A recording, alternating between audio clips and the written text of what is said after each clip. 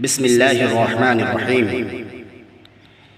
نیک و فرمانبردار بیوی اور ایک سانپ کا سبق آموز واقعہ۔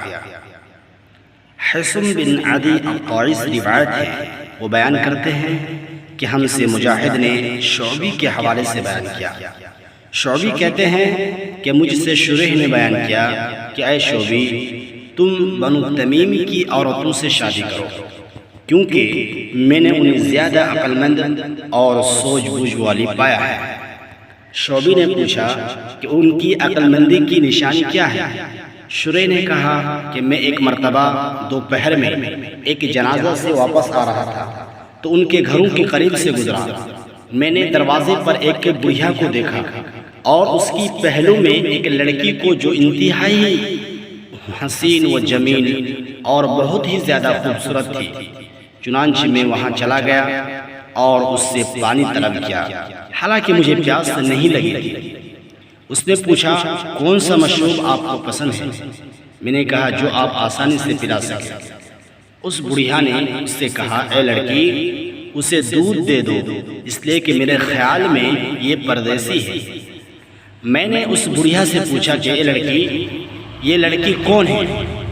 اس نے کہا زینب بنت جریر، جو حنظلہ کی عورتوں میں سے ایک ہے۔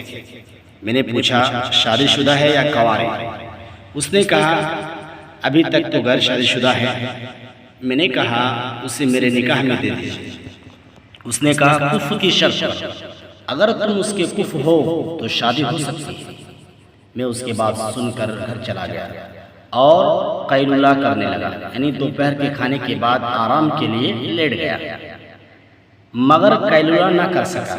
جب نماز سے فارغ ہوا تو اپنے گھر کے معتبر قراء اسود، مسیب اور موسیٰ بن ارفزا کو ساتھ لیا اور اس عورت کے گھر جا کر اس کے چچا سے ملاقات کی۔ انہوں نے ان کا مقصد دریافت کیا۔ میں نے کہا زینب جو آپ کی بھتیجی ہے اسے میرے نکاح میں دے دیجیے۔ انہوں نے جواب دیا وہ بھی تم سے اعراض نہیں کرتی، تمہیں چاہتی ہے، وہ تمہیں پسند کرتی ہے۔ پھر انہوں نے اسے میری زوجیت میں دے دیا۔ چنانچہ جب وہ میرے عقد میں آ گئی تو میں پشیمان ہوا اور جی میں کہا میں بنو تمیم کی عورتوں کے ساتھ کیا کروں؟ پھر مجھ سے ان کی سخت دلی کا بھی ذکر کیا گیا اور میں نے اسے طلاق دینے کا ارادہ کر لیا۔ لیکن پھر سوچا کہ نہیں، پہلے اسے اپنے پاس بلانا، اگر میری مرضی پر چلے گی تو ٹھیک ہے، ورنہ طلاق دے دوں گا۔ اے شعبی، کاش تم اس وقت میرے پاس ہوتے جب بنو تمیم کی عورتیں اسے ہدیے دے رہی تھی۔ پھر اسے میرے کمرے میں بھیج دیا گیا۔ میں نے کہا سنت تو یہ ہے کہ عورت کے پاس اس کا شوہر جائے تو پہلے 2 رکعت نماز پڑھے اور اس کے شر سے پناہ مانگے اور اللہ تعالیٰ سے بھلائی طلب کرے۔ چنانچہ میں نے نماز پڑھی اور سلام پھیر کر دیکھا تو وہ میرے پیچھے نماز پڑھ رہے تھے۔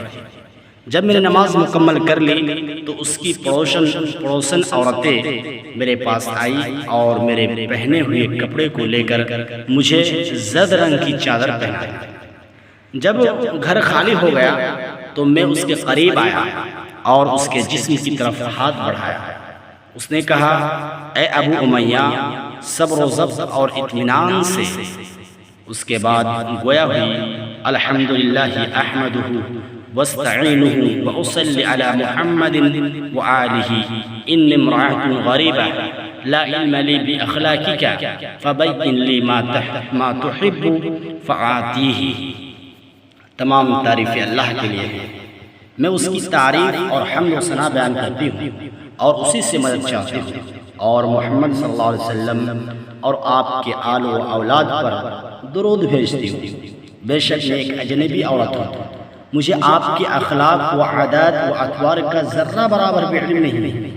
براہ کرم اپنی محبوب اور پسندیدہ چیزوں سے مجھے باخبر کیجیے تاکہ اسے انجام دوں، اور اپنی ناپسندیدہ چیزوں سے بھی واقف کرائیے تاکہ ان سے میں باز رہ سکوں۔ نیز کہا آپ اپنی قوم میں بھی شادی کر چکے ہیں اور میری قوم میں بھی شادی کر چکے ہیں، لیکن ہوگا وہی جو اللہ تعالیٰ کا فیصلہ ہے۔ کرنا وہی جو اللہ کا حکم ہے، یعنی بھلائی کے ساتھ زوجیت میں باقی رکھنا یا احسان کے ساتھ جدا کر دینا۔ اقول قولی ھذا واستغفر اللہ لی ولکم۔ میں یہ باتیں کہہ کر اللہ تعالیٰ سے آپ کی اور اپنی مغفرت کی دعا کرتی ہوں۔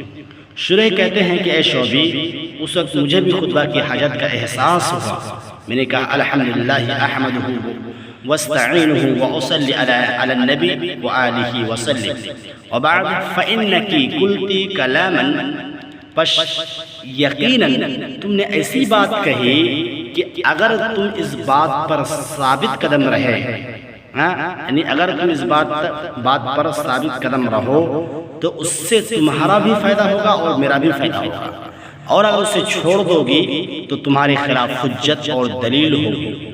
میں فلاں چیز کو پسند کرتا ہوں اور فلاں کو ناپسند، اور ہم دونوں ایک ہیں، مجھ سے جدا نہ ہونا، اچھائی کو پھیلاؤ اور برائیوں کو چھپاؤ، یعنی مٹاؤ۔ اس نے پھر کہا ایک چیز جس کا ذکر میں آپ سے نہ کر سکی وہ یہ کہ آپ کی محبت گھر کے زائرین ساس وغیرہ کے لیے کیسی ہے؟ میں نے کہا میں اس بات کو پسند نہیں کرتا کہ میری سسرال کے لوگ مجھے اکتاہٹ میں ڈال دیں۔ اس نے کہا پڑوسیوں میں سے آپ کو کون پسند ہے جسے میں آپ کے گھر میں داخل ہونے کی اجازت دوں، اور کون پڑوسی آپ کو ناپسند ہے جسے میں بھی ناپسند کروں اور اس کو اپنے گھر میں داخل ہونے کی اجازت نہ دوں؟ میں نے کہا فلاں اچھے ہیں اور فلاں لوگ برے ہیں۔ شریح کہتے ہیں کہ اے شعبی، میرے ساتھ وہ 2 سال تک رہی، میں نے اس کے ساتھ بہترین راتیں اور سہانے ایام گزارے، میں نے اس کے اندر خلوص و محبت کے سوا کچھ نہیں پایا۔ پھر جب سال کا آخری دن آیا اور میں مجلس قضا سے واپس آیا تو دیکھتا ہوں کہ گھر میں ایک بڑھیا تعلیم دے رہی ہے۔ میں نے پوچھا یہ کون ہے؟ لوگوں نے کہا فلاں ہے جو آپ کی خوش دامن ساس ہے۔ پس جب میں بیٹھ گیا تو بڑھیا نے آ کر سلام کیا، میں نے بھی وعلیکم السلام کہا اور پوچھا کہ آپ کون ہیں؟ اس نے جواب دیا میں فلاں، آپ کی بیوی، آپ کی ساس ہوں۔ میں کہا اللہ آپ کو اپنا قریبی بنائے، آپ کو جنت سے قریب کر دے۔ اس نے پوچھا آپ نے اپنی بیوی کو کیسی پایا؟ میں نے جواب دیا بہت ہی اچھی اور بھلی بیوی ہے۔ پھر اس نے کہا اے ابو امیہ، عورت صرف 2 حالتوں میں بری یا خراب معلوم ہوتی ہے، جب بچہ پیدا ہو جائے یا جب شوہر کی طرف سے خوب اعزاز و اکرام ہونے لگے۔ اگر تمہیں کسی طرح کا شبہ ہو تو کوڑا اٹھا لینا، واللہ لوگ اپنے گھروں میں فاحشہ عورت سے بری کوئی چیز نہیں رکھتے۔ میں نے کہا اللہ کی قسم آپ نے تو اسے بہترین ادب اور عمدہ طریقہ سکھایا ہے۔ اس نے کہا کیا تم پسند کرتے ہو کہ تمہاری سسرال کے لوگ تمہاری زیارت کریں؟ میں نے کہا جب چاہے، صلاح عام ہیں یاران نقطہ کے لیے۔ شریح کہتے ہیں کہ پھر وہ میرے پاس ہر سال آتی اور مجھے کارآمد نصیحتیں اور وصیت کرتی۔ میرے ساتھ وہ 20 برس تک رہے، میرے ساتھ وہ 20 برس تک تھی اور میں اس سے ہمیشہ خوش تھا، سوائے ایک مرتبہ کے، اور اس وقت میں اس کے لیے ظالم ہو گیا تھا۔ ایک مرتبہ فجر کے 2 رکعات پڑھنے کے بعد مؤذن اقامت کہنے لگا، میں محلہ کی مسجد کا امام تھا، اچانک گھر میں ایک سانپ رینگتا نظر آیا، میں نے اسے ایک برتن سے ڈھانک دیا اور پھر کہا اے زینب تم حرکت مت کرو، مجھے آنے دو۔ پھر جب میں نے نماز پڑھ کر واپس آیا تو سانپ نے اسے ڈس لیا تھا۔